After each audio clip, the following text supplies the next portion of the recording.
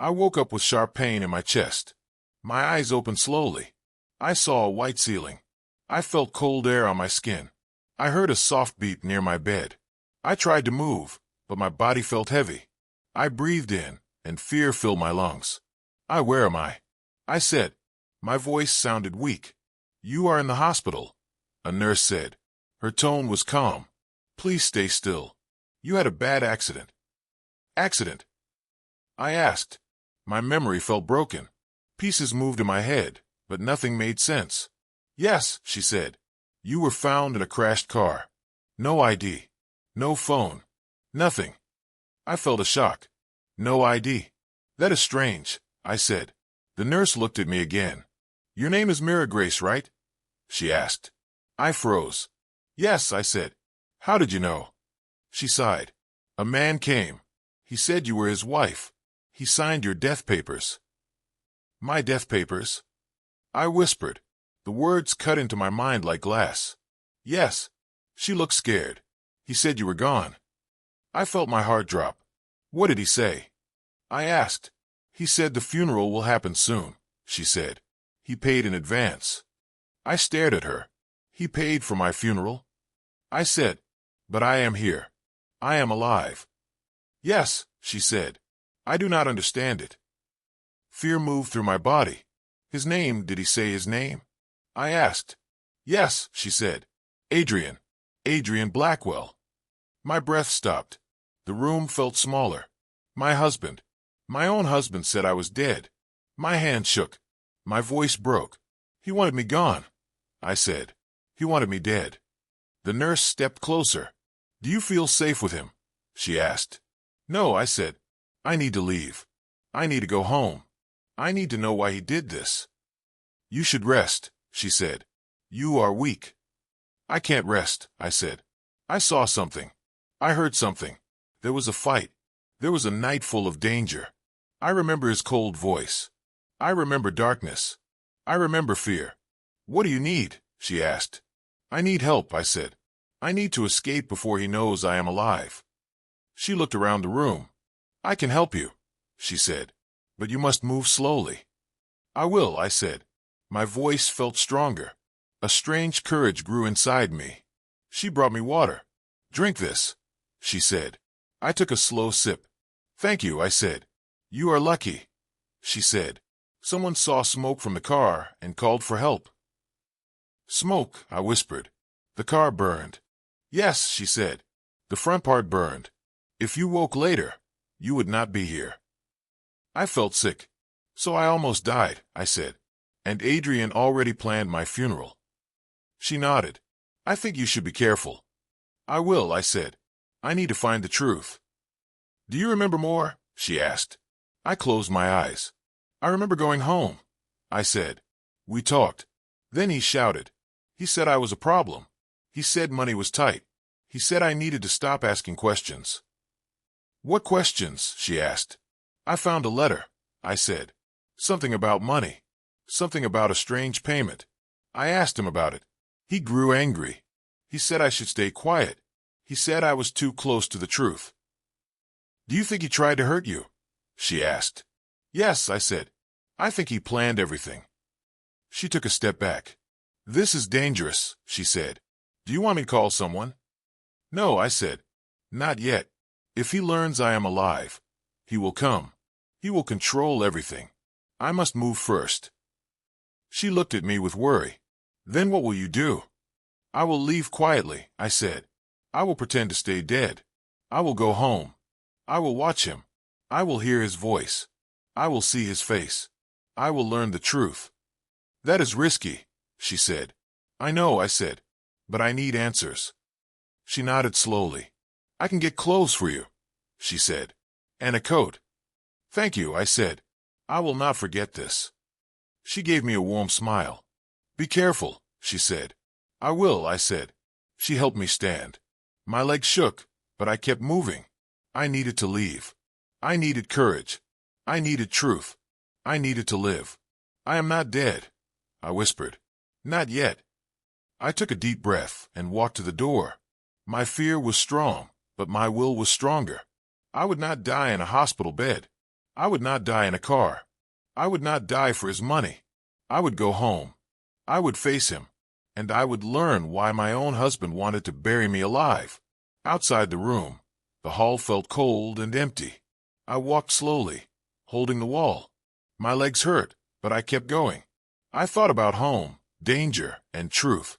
I needed answers. I needed courage. The nurse gave me one last look. "Good luck," she said.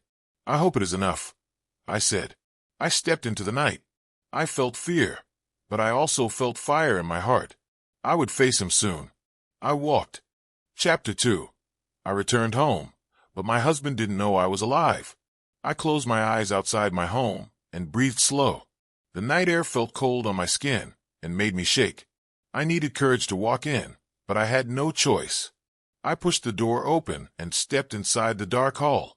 My heart beat fast. I felt danger in every shadow. I touched the wall to stay steady. I told myself to stay quiet and move slow. The home felt broken now. It did not feel like my place anymore. I took one small step and prayed Adrian would not hear me tonight at this dark hour. I heard a loud laugh from downstairs, and it cut deep. I knew that voice. It was Adrian, and he sounded happy. I froze near the stairs and held my breath. I heard him say something about money and freedom. His words felt like knives in my chest. I wanted to scream, but I kept silent. I needed truth, not noise. I moved back into the hall and pressed my hand on my mouth. I felt my memory flash. I saw the accident again. I saw his cold eyes before everything went dark. I knew he wanted me gone tonight. I took a long breath and stepped into the guest room. I needed a safe place, even for a short time. The room felt small, but it gave me a little hope. I sat on the floor and pressed my back to the wall. My hands shook. My voice stayed stuck in my throat. I whispered to myself that I must stay alive. I needed courage, not fear. Then I heard the door open. My heart jumped. I almost cried, but it was Mira, and she gasped when she saw me. She ran to me and held me tight there. "I thought you died," she said, her voice shaking hard. I held her arms and tried to smile. "I lived," I said. "I crawled out of danger somehow." She looked at my face, and pain filled her eyes. "Adrian is downstairs," she said. "He acts like a free man now." Her words hit me again. I felt broken, but I stayed calm. "I need evidence," I said. "I need truth." She nodded fast and wiped her tears. "I will help you," she said, "but we must move now." I stood up and tried to stop my shaking legs right here. "You must stay in this room," she said.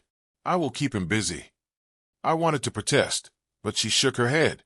"You need rest," she said. "Your body looks weak." I sat on the bed and looked around the dim space.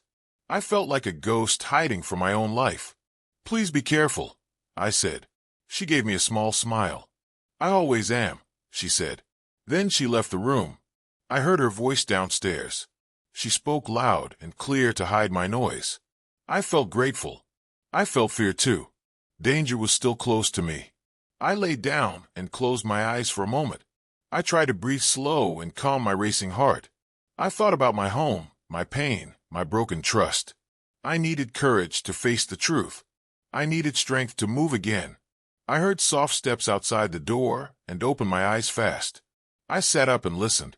The steps moved away, and I relaxed a little. I whispered my promise to myself. I will find the truth. I will not run. The words felt weak, but they gave me a little hope in that dark room again. Soon Mira came back and closed the door fast. "He will sleep soon," she said. "You have time." I stood up and wiped my face. "I need to check his office," I said. "I need proof." She nodded and took my hand. "Move slow," she said. "Do not make noise." We walked into the hall together. The house felt colder now. Every sound felt sharp. I could hear my own breath. We reached the office door. Mira pressed her ear to the wood. "He is not here," she whispered. I opened the door and stepped inside with shaking hands now. The room smelled like dust and cold paper. I walked to the desk and opened the drawers one by one. Mira stood near the door and watched the hall. "Hurry," she said. "Time is short." I found bills, letters, and files. My hands moved fast. I looked for anything with my name. Then I saw one thin envelope with a red mark. My heart stopped. I opened it and saw my name written clear. I felt my breath break. "This is it," I said. Mira came closer and looked over my shoulder. Fear filled her eyes in that cold note. I felt the truth hit me like strong wind. The letter spoke about plans, money, control, and my death. I felt sick, but I stayed on my feet. "We must go," Mira said. "He may wake soon." I nodded and put the letter in my pocket. I needed that evidence. I needed justice. We walked out of the office and closed the door soft. I heard a sound downstairs and stopped. A glass hit the table. Adrian spoke in a low voice. I felt danger again. I pulled Mira back into the hall. We moved fast toward the stairs now. Chapter 3. He smiled at my portrait while planning his future. I hid in the small hall that morning. I kept my body low. My breath felt thin. I tried to stay calm, but my hands shook. I heard Adrian's voice in the next room. His tone felt light. Too light. It hurt me. "Place it on the table," Adrian said. His voice sounded cold. I pressed my ear to the wall. I heard Leo move chairs. I heard paper slide. Then I heard a soft thump. I knew what it was. My photo. My funeral photo. "Looks good," Adrian said. She always smiled in that picture. I closed my eyes. My chest burned. I wanted to scream, but I stayed still. I needed truth. I needed courage. Leo spoke. "You sure this is okay?" Adrian laughed. "Of course. She is gone. My emotional responsibilities are gone too." My stomach twisted. I bit my lip so hard I tasted blood. I whispered, "Stay strong." Mira texted me just then. I saw the screen light up. "Stay quiet. He is in a good mood." Her support kept me alive. Inside the room, Adrian kept talking. "Now I can grow the business. No more slow decisions." I felt broken. I felt danger in every word, but anger pushed through. I needed to move. Leo asked, "What about the accounts?" "Money is free now," Adrian said. Her death made things easy. I wanted to scream, but my voice stayed trapped. I told myself, "I will not fall." Leo paused. "You ever think she might come back?" Adrian laughed. "She is dead. I paid for a funeral. What more do you want?" His words stabbed me. My legs felt weak. Leo said quietly, "I don't know. I had a strange feeling." My heart raced. Did he see me last night? Did he sense something? Adrian sighed. "Stop thinking. Focus. We have work." I heard him stand. He walked near my side of the wall. I pressed deeper into the shadows. "I feel free today," Adrian said. "The day feels bright. Bright for my grave." Then Leo asked, "What about Mira? She seems nervous." Adrian replied, "She is loyal. She will stay quiet." I felt courage grow. Small but strong. Leo asked, "Should we clear a room?" "My room. My life." Adrian answered, "Yes. Remove her last things." Tears came, but I wiped them fast. Then Adrian said softer, "Funny. I kissed her goodbye that night. She trusted me." "Almost." Leo asked, "Why did you do it?" Adrian said, "She became a problem. Too many questions. I needed control." My hands shook again from rage. Leo stepped toward the door. "Want coffee?" "Yes," Adrian said. "Bring two." Their footsteps moved away. I let out the breath I held. My mind felt sharper. I looked at my hands. "I will show the truth," I whispered. I checked my phone. Mira sent another text. "I am keeping him upstairs. Move now." I pushed myself up. My legs were weak, but I forced them to work. I walked toward the back hallway. Every sound felt loud, but I kept moving. I took one last look at the closed door. I imagined Adrian smiling at my portrait, smiling like my death paid for his future. Then I turned away. I whispered, "Not anymore." I escaped into the cold morning light. The air outside the hall felt sharp. I held the wall and tried to breathe. My body felt weak, but my mind kept moving. I heard Mira whisper from upstairs, "Are you out? Say something." I whispered back, I am moving. She came down 2 steps. You look pale, she said. You need help. I just need time, I said. I need truth. Mira nodded. I saw his face today. He did not look sad. He looked free. Her words hurt. I know, I said. He wants control. He wants power. Mira looked around. Leo is watching everything. I do not trust him. I am not sure, I whispered. He looked unsure today. Be careful, she said. This house feels dangerous now. It is not my home, I said. It is a trap. Mira touched my arm. You will survive this. I must, I said. I need courage. I need truth. She breathed out. Come with me. We can hide near the back door. I nodded. Let's go. We moved through the narrow hall. Every step felt heavy, but I refused to stop. I felt fear follow me, but hope stayed close. I held Myra's hand through the dim hall. Chapter 4. The Letter That Exposed Everything. I opened the desk slowly and felt my hands shake. I feared the truth waiting under the old wooden surface. I whispered, please let this be nothing serious, nothing cruel. I pulled the drawer and saw a long brown envelope. I touched it like it held fire and pain together. I said, why hide this so deep if it means nothing? Mira stood beside me and watched with wide, worried eyes. She said, open it fast before he comes back home. I nodded and tore the seal with a weak, short breath. I saw my name written on the first cold page. I whispered, why is my name on this contract paper? Mira leaned close and read each line with slow care. She said, this talks about money, control, and some secret plan. I saw the words Project Widow printed in dark, bold letters. My stomach hurt because the words felt sharp like broken metal. I asked, why would he use a name like that for me? Mira said, this looks like a plan made months before everything. I felt a tight burning inside my chest at her words. I read deeper and saw talk about death papers and bank control. The papers said my funeral cost was already paid ahead. I pressed my hand on my mouth to stop a scream. I said, he wanted me gone long before the accident night. Mira grabbed my arm and said, take photos now before he returns. I used my phone and took many clear shots for proof. I needed evidence because truth held power against his cold lies. I felt fear but also courage rising inside my broken heart. I said, I will not let him bury me again, never. Mira whispered, stay calm. We just need more strong proof. I moved to the lower drawer and pulled it hard slowly. Something slipped from my wet fingers and hit the wooden floor. The loud sound echoed through the room, like a sharp alarm. Mira froze and said, hide now. He will hear that noise. My heart jumped fast and hit my ribs like a hammer. I crawled under the bed and held my breath tight inside. The door opened and Adrian walked in with soft, slow steps. He hummed a calm tune like nothing dark lived inside him. I watched his shoes move around the bed like cold shadows. He said, strange, I heard something fall in this old room. He touched the desk and opened drawers one by one slowly. I kept my face pressed against the cold floor under me. I smelled dust and fear mixed with my own sweat. My hand shook again because his silence felt too heavy.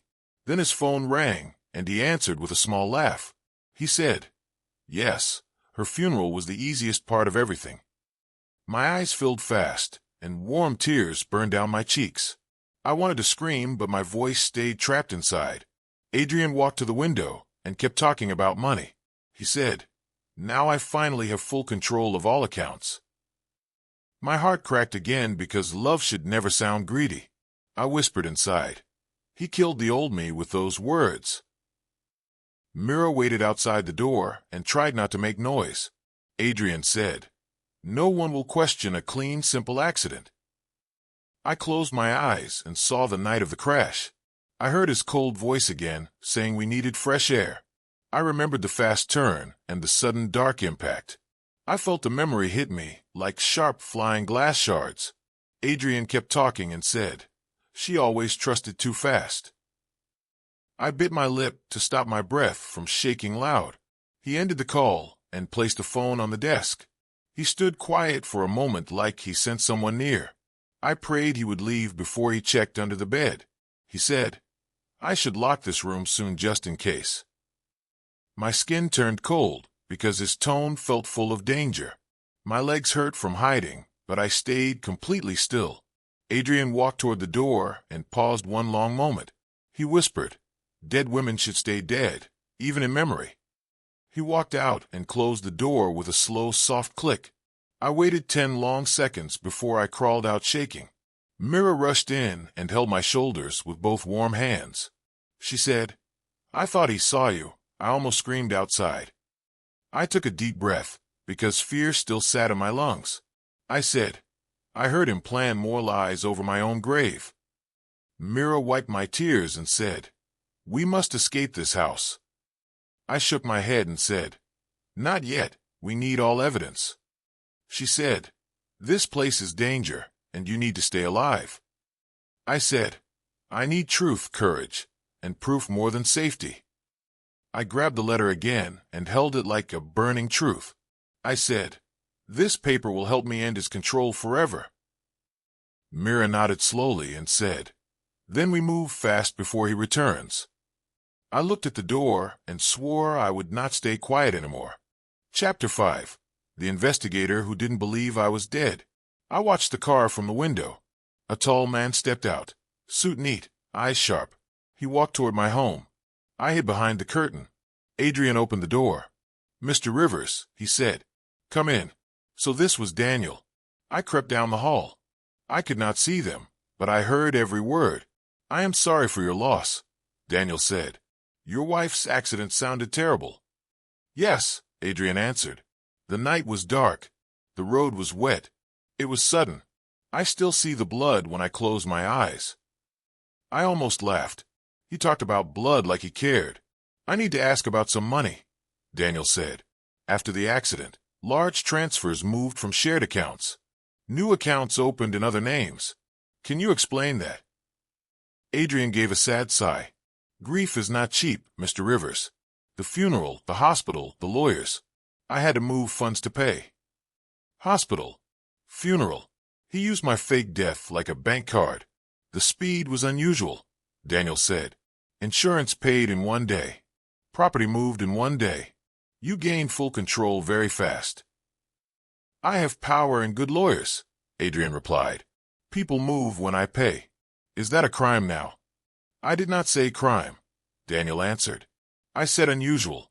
I only follow evidence." Evidence. The word stung. I had my own photos, the contract, the letter. "Are you here to accuse me?" Adrian asked. "My wife is dead. Must I defend my grief too?" "Dead." He said it so easily. Daniel stood. "If you remember anything about that night, call me," he said. "Even a small memory can help." Footsteps moved toward the door. I rushed to the kitchen, then slipped out the back. Daniel reached the gate. "Mr. Rivers," I called. He turned fast. His eyes scanned me.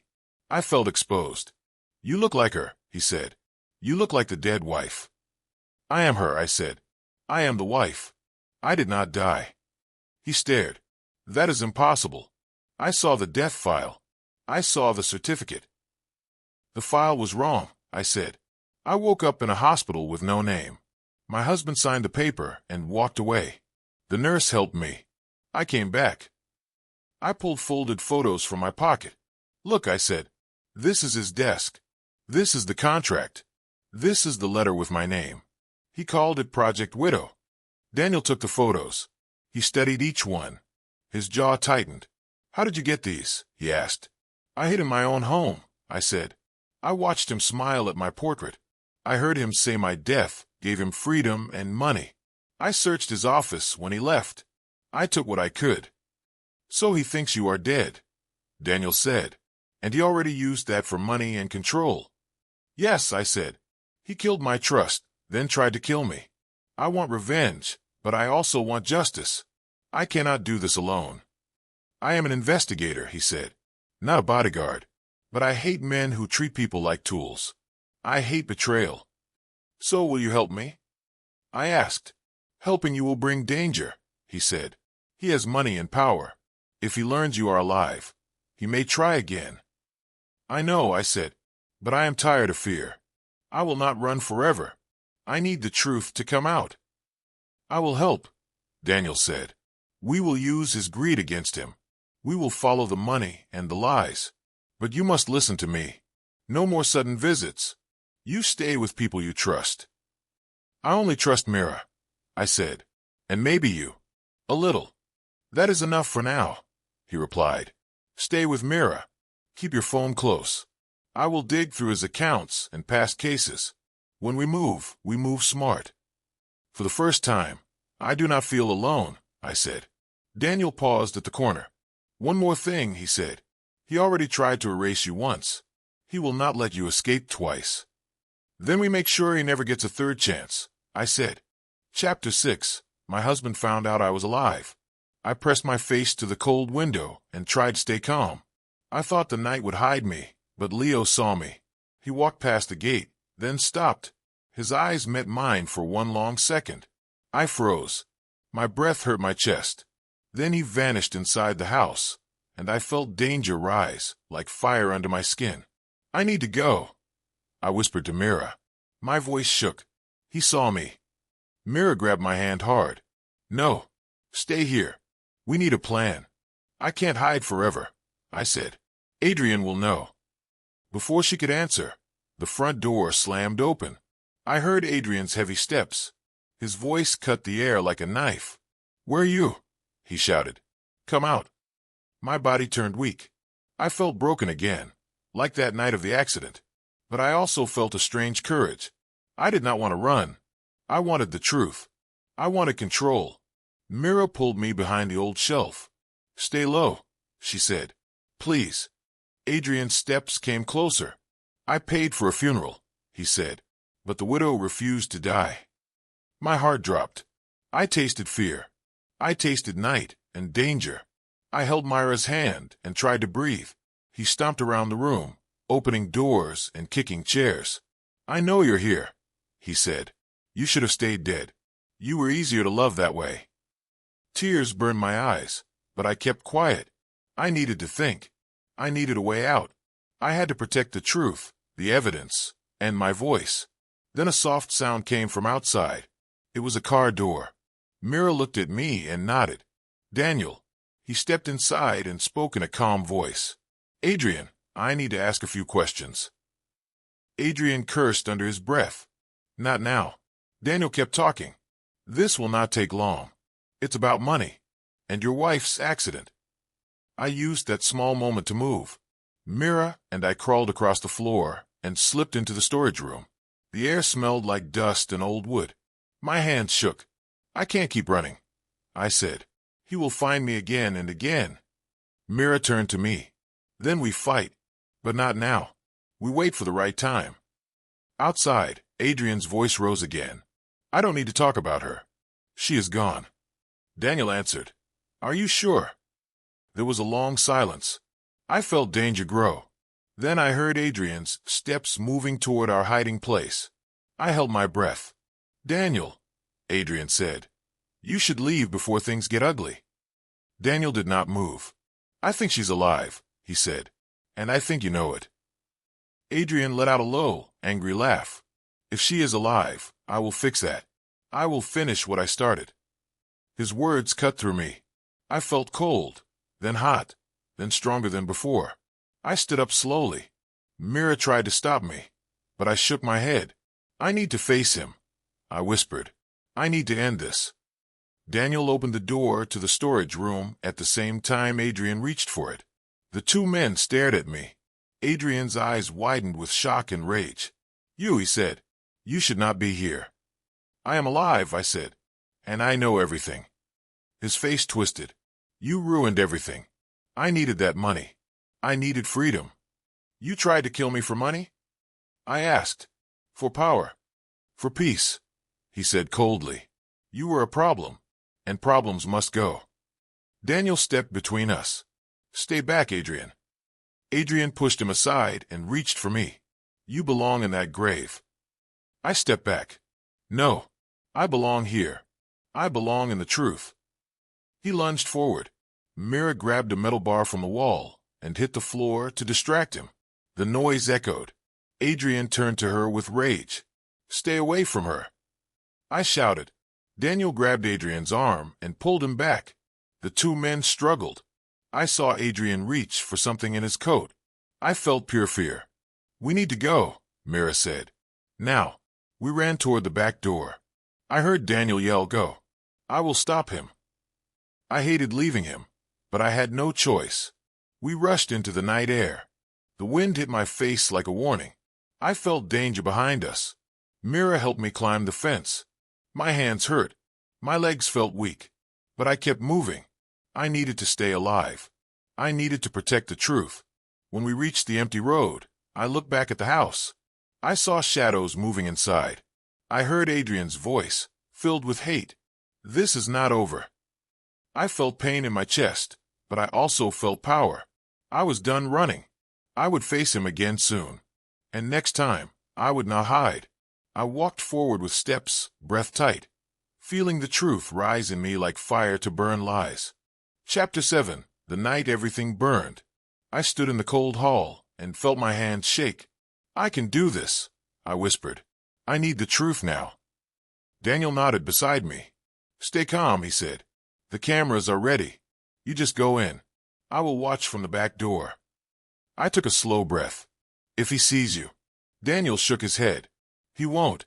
You are the bait." I walked into the house and felt the heavy smell of smoke from the old fireplace. "Adrian!" I called. My voice broke, but I kept going. "I need to talk." His footsteps came fast. When he saw me, his eyes went wide. "You," he said. "You should be dead." I felt pain in my chest, but I stood tall. "I lived," I said, "and I want answers." He laughed, but the sound was thin. "Why come back? You could escape. You could stay gone." I shook my head. "You planned my death. You took my home, my money, my voice.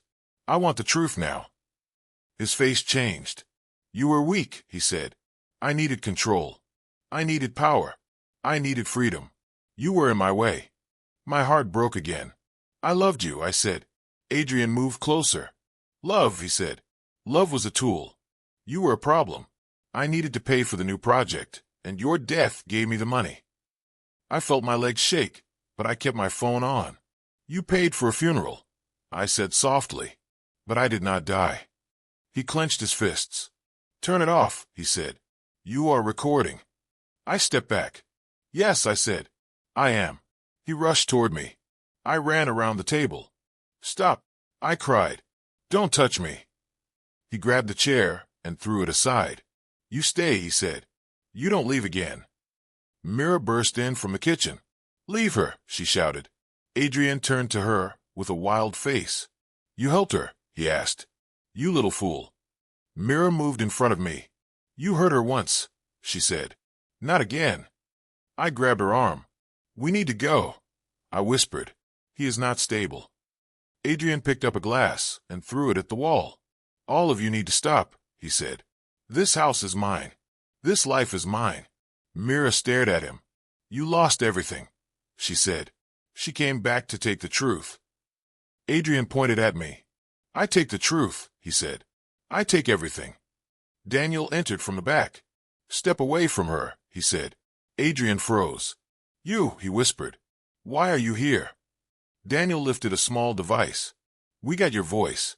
Every word. Every lie." Adrian lunged toward him. Daniel blocked him, but Adrian grabbed a lamp and hit the table.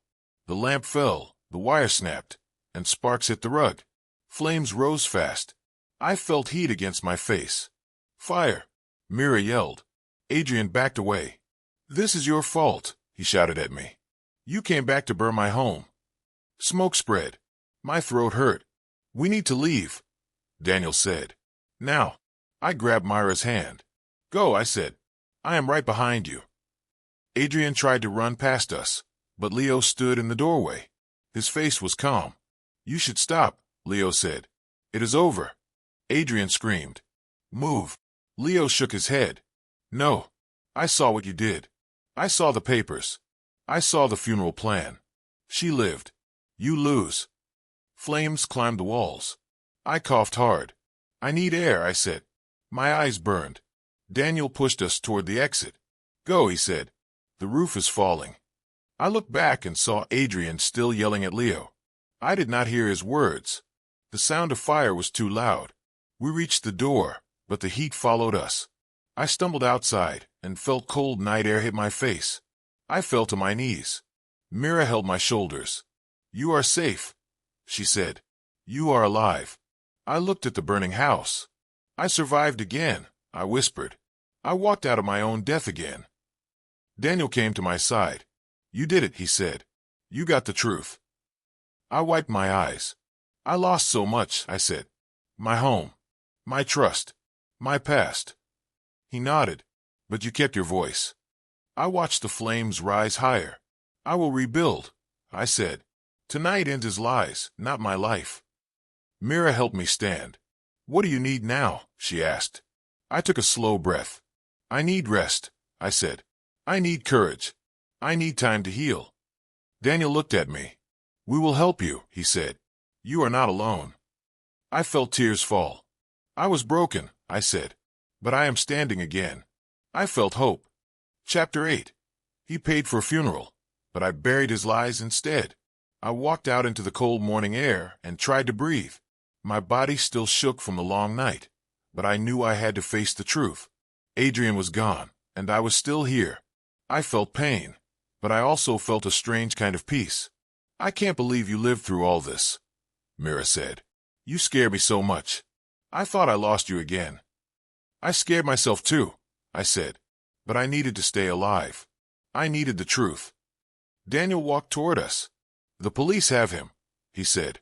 The evidence is strong. He can't run now. I saw his face, I said. He looked at me like I broke his world. He broke it first, Mira said. I nodded. Yes, he paid for a funeral, but I didn't die. Mrs. Hart came with warm tea. Drink this, dear, she said. You need rest. You need peace. I held the cup and felt the heat in my hands. Thank you, I said. I feel safe with all of you. You are not alone anymore, Mrs. Hart said. Daniel looked at me. What do you want to do next? I want to end this in my own way, I said. I need to see the place he chose for me. I need to face that space. Mira frowned. You mean the cemetery? Yes, I said. The empty grave. I will go with you, she said. No, I said. I need to go alone. This is my fight. This is my life. Daniel crossed his arms. If you go alone, I will still follow in the distance. I almost smiled. Fine, but let me stand there by myself. We drove to the cemetery. The sky was gray. The wind felt heavy. When I stepped out of the car, my legs felt weak, but I walked forward. I saw the place with my name. I saw the dirt, the stone, the space made for my body. I should have been inside, I whispered. But I was not. I was standing. I was breathing. I was alive. I need to say something, I said softly. Mira stayed at the car. Daniel stood far behind. I stood alone at the grave. I am here, I said. I lived. I fought. I survived. The wind pushed against me, but I kept talking. You tried to break me, Adrian, I said. You made me run. You made me hide. You made me fear my own home. But you also made me stronger. You made me see the truth. You made me choose myself. My voice shook, but I kept going. I will not carry your darkness anymore. I will not hold your lies. I bury them here. I bury your control. I bury your power. A soft tear rolled down my cheek. I promised myself I would survive danger, pain, betrayal, and fear. And I did. Now I promise myself something new. I promise to live. I touched the cold stone and closed my eyes. I survived death, I whispered. Now I will survive living. When I turned around, Mira was crying. Are you okay? She asked. I am, I said. For the first time, I am. Daniel nodded. You did well. We can go home now, I said. Home? Mira asked softly. Yes, I said. Home. A real home. Not a place of fear. A place of truth. Mrs. Hart called me later that night. You are brave, dear, she said. You faced your grave and walked away. That is courage. I smiled. I am trying. You will heal, she said. One day at a time. I have a long road, but I am not scared. After the call, I sat on my bed. My hands did not shake anymore. My breath felt steady. The night felt calm. I whispered to myself, this is my life now. This is my second chance. Mira knocked on my door. Can I come in? She asked. Yes, I said. She sat beside me. I worry about you, she said. But I also see how strong you are. You changed so much. I had to, I said. Pain shaped me, but courage carried me. She took my hand. We will rebuild everything. You will not do it alone. I trust you, I said. I trust myself most of all. You deserve peace. I will fight for it, I said. I will not let the past control my future. Mira smiled. Then let's start tomorrow. A new plan. A new life. Yes, I said. Tomorrow. And every day after. I looked out the window at the quiet night. I lived, I whispered, and I will keep living.